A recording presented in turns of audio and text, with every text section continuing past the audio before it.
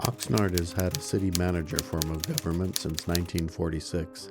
In nearly 80 years, the city has employed just 9 permanent city managers and 6 interim managers to fill the gaps. That might sound stable, but look closer and a troubling pattern emerges. Of the 8 city managers who left, 4 departed under some form of bad terms: fired, forced out, placed on leave, sued the city and lost. That's a 50% failure rate. The question is, why? And what does it say about Oxnard's hiring practices? The numbers. Let's break down the math. If we exclude Paul Wolvin's remarkable 26-year tenure from 1952 to 1978, an era that's unlikely to repeat, the average city manager has lasted about 5 years in Oxnard. But tenure doesn't tell the whole story. Here's what happened to the last several managers. Dave Mora, 1985 to 1989, ousted by a 3-2 vote of the city council after being blamed for a $9 million loss in emergency reserve funds. 2 council members who supported him called him a scapegoat for the council's own bad decisions. One former councilman labeled him a master of deceit and deception. He went on to become city manager of Salinas, where he served successfully for 17 years, so maybe Oxnard was the problem, not Mora. Vern Hazen, 1990 to 1993.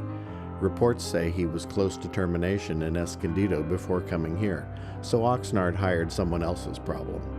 He lasted just 3 years. After coming under fire for a controversial hire that looked like cronyism, he quietly applied for the city manager job in Oceanside. 6 months later, he announced his retirement. A union representative summed it up. Quote, "He should have left about a week after he got here." Tom Frucci, 1993 to 1997, fired on a 3-2 vote. Critics said his management style was one of intimidation and fear. He was Oxnard's 4th city manager in nearly 8 years. In fact, the LA Times noted back in 1997 that, quote, "the tenure for Oxnard city managers is less than half the national average," close quote. This problem isn't new. It's been going on for decades. Ed Sotelo, 1998 to 2013. In 2010, FBI agents raided city offices and searched officials' homes. A 2-year investigation produced over 100,000 pages of evidence revealing what prosecutors called, quote, "a clear pattern of fiscal waste," close quote. Sotelo had improperly borrowed $10,000 from the city and created a $300 monthly retirement perk for himself, neither approved by the city council. No charges were filed, but only because the statute of limitations had expired and the city's sloppy record-keeping made prosecution impossible. Sotelo was placed on paid leave in 2012.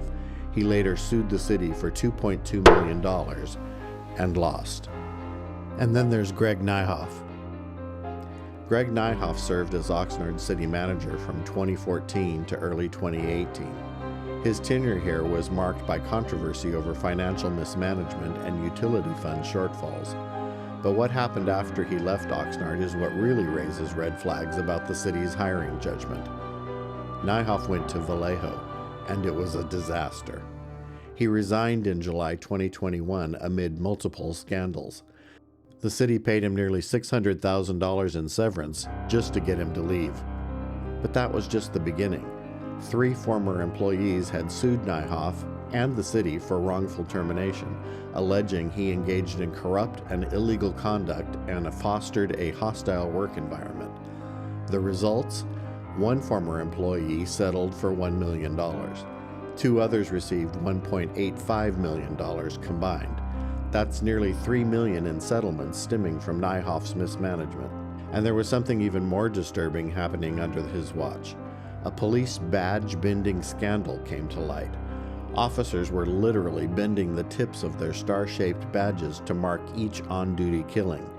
When Nyhoff reportedly became aware of it, he allegedly did nothing to stop it. A police captain who reported the badge bending was fired and later received nearly $1 million in a whistleblower settlement. And all that was due to Greg Nyhoff, the man Oxnard previously hired to lead our city. And after he created chaos in Vallejo, you know what happened? He got hired again, this time as the interim city manager for a small town in Texas. He lasted 2 months before resigning. But maybe it's not surprising Oxnard hired him in the first place.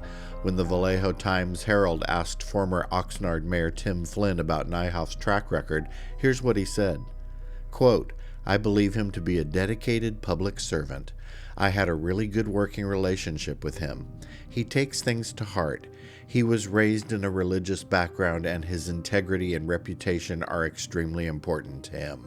Close quote. If that's the judgment of Oxnard's leadership, is it any wonder that this city keeps finding itself in trouble? The pattern. Here's what concerns me most. Oxnard keeps hiring people who have never actually served as full-fledged city managers.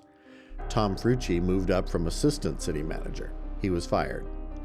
Ed Sotelo came from Pasadena, where he was assistant city manager. His tenure ended in scandal. Vern Hazen had city manager experience, but reports say he was about to be fired in Escondido before he came here. Greg Nyhoff had city manager experience, but what happened in Vallejo raises the question, what did Oxnard miss during the hiring process? The same man who ran our city went on to face allegations of corruption, retaliation, and cover-ups. Those tendencies don't appear overnight. And then we get to the current city manager, Alex Nguyen. Alex was hired in July 2018. Before that, he was assistant city manager in Riverside, where he oversaw police, fire, and parks. But here's the thing. When Riverside city manager John Russo was fired in April 2018, the city promoted from within. They chose Al Zelinka, another assistant city manager who had been with the city for 6 years. Alex Nguyen wasn't selected. He came to Oxnard instead. So once again, Oxnard hired someone who had never served as a full city manager, someone who was passed over for promotion in his previous city. Now, Nguyen has lasted over 7 years, but let's be clear about how. He's received multiple contract extensions and raises that are, frankly, unusual in municipal government. Just last September, he received a 10% raise, nearly $32,000. That's not typical. And his tenure hasn't been without serious problems. In 2019, the district attorney's office warned the city of a Brown Act violation after Nguyen spoke for 9.5 minutes on a topic that wasn't on the agenda. Chief Deputy District Attorney Chuck Hughes wrote that, quote, "Because the item was not on the agenda, the public was not informed the city would present significant discussion of the issue, and a violation of the Brown Act occurred." Close quote. It was actually the city's second Brown Act violation in 2 years. Hughes said he had considered escalating the matter to a cease and desist letter, but decided against it. And what did Nguyen learn from that warning? Apparently nothing. Just recently, during another city manager's report, Nguyen showed a slideshow presentation about his family's life in Vietnam during the war and their journey fleeing to the United States. Okay, one other thing I'd like to share, and it's a little unique because of the timing in history. So tomorrow is April 30, and it marks the 50-year anniversary since the final ending of the war in Vietnam. In this country, of course, we refer to it as the Vietnam War, and of course over there we refer to it as the American War. Once again, not an agendized item. Once again, just something he took it upon himself to present during a public meeting without notifying the public in advance. Now, nobody's questioning whether his family's story is meaningful, but when you've already been warned by the district attorney about this exact kind of thing, you do it again? That's not a mistake, that's a pattern. That's someone who doesn't think the rules apply to him. But the Brown Act violations are minor compared to what Alex Nguyen has done to the elected city treasurer, Phil Molina. This is a story about power, retaliation, and a city manager who believes he's above the voters. Phil Molina has been a thorn in Oxnard's side for over 25 years. In 1999, while he was the city's director of finance, council members Tom Holden and Dean Mulhart and city manager Ed Sotelo allegedly threatened, harassed, and intimidated him after he refused to cook the books to make certain city projects look financially better than they appeared. They allegedly wanted their special interests and personal agendas to move forward without disruptions or adversaries. He was fired. He sued for wrongful termination, a First Amendment case. The Ninth Circuit Court of Appeals sided with him. The city settled. Cost to taxpayers, $875,000. When Alex Nguyen arrived as city manager in 2018, he walked into a building where Molina had already been at war with staff for years. The institutional memory was clear. Phil Molina asks questions. Phil Molina doesn't back down. In 2016, Molina ran for city treasurer. The voters elected him. In 2020, despite everything you're about to hear, they elected him again. And that was Nguyen's problem. He couldn't fire an elected official, so he had to find another way. As treasurer, Molina did what treasurers are supposed to do. He asked questions. He questioned investment reports he believed were inaccurate. He flagged improper transfers between city funds. He challenged questionable contractor deals. And then he asked the wrong question. Why was a corporation $2.7 million behind on utility payments? And why wasn't anyone doing anything about it? When Molina offered to help recover the money, he was rebuffed. Shortly after that $2.7 million question, a workplace investigation materialized. Multiple departments had filed complaints against Molina. Finance, Public Works, the city manager's office. The complaints were real. An outside investigator found Molina made inappropriate comments to female staff, that he sent embarrassing emails to wide audiences, that he overstepped his role. The findings were real, but here's the question. For comments like, quote, "That's a pretty blouse," and, quote, "Go home and cook for your husband," what would HR normally recommend? Training, a written warning, maybe counseling. What did Oxnard do? They stripped his duties, slashed his staff, cut his budget, then tried to remove him from office entirely.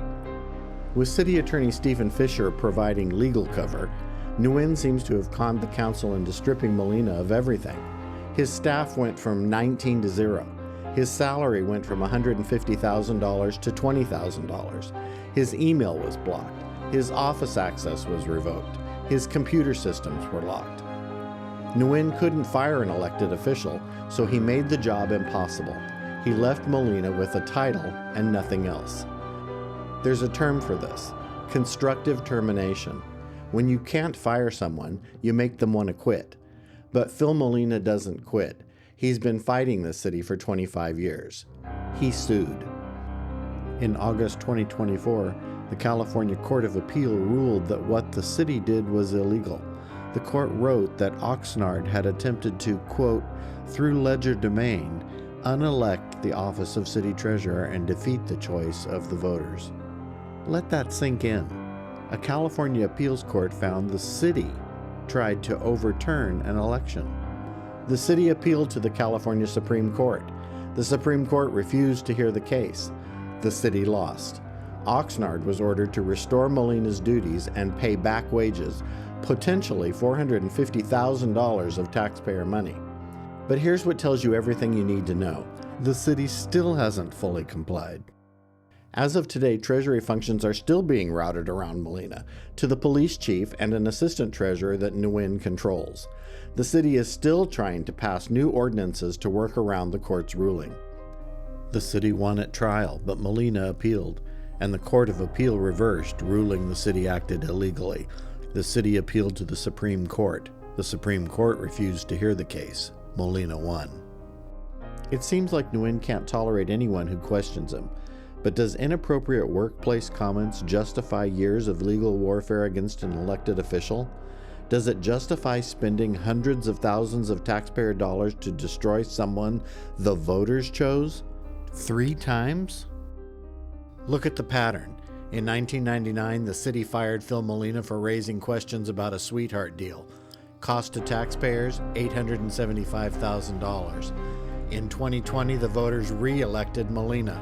In the middle of the campaign against him, the voters saw through it. In 2024, the courts ruled the city acted illegally. And the city is still fighting, still spending your money, still trying to destroy a man the voters elected 3 times. How much is this vendetta costing us? Legal fees, back pay, staff time, years of litigation, all because one man asked about $2.7 million in unpaid bills. What is Alex Nguyen so afraid of Phil Molina finding? To sum up, 50% failure rate, nearly $3 million in settlements from just one former manager's next job, a pattern of hiring people who've never done the job before, unusual contract extensions, Brown Act violations, and then doing it again, and a years-long vendetta against an elected official that courts have called illegal, but that the city keeps pursuing anyway. The LA Times called out this pattern in 1997. It's now 2025. Nothing has changed. Maybe the problem isn't just the people Oxnard hires. Maybe the problem is how Oxnard hires and what happens when city managers face no real accountability. When are we going to demand better? Because right now, Oxnard isn't getting the leadership it deserves, and the residents keep paying the price. This is Eric signing off for now. Thanks for watching. If you want the full story, the deeper dive on corruption in Oxnard, let's walk it together. Because transparency isn't just a word, it's a demand.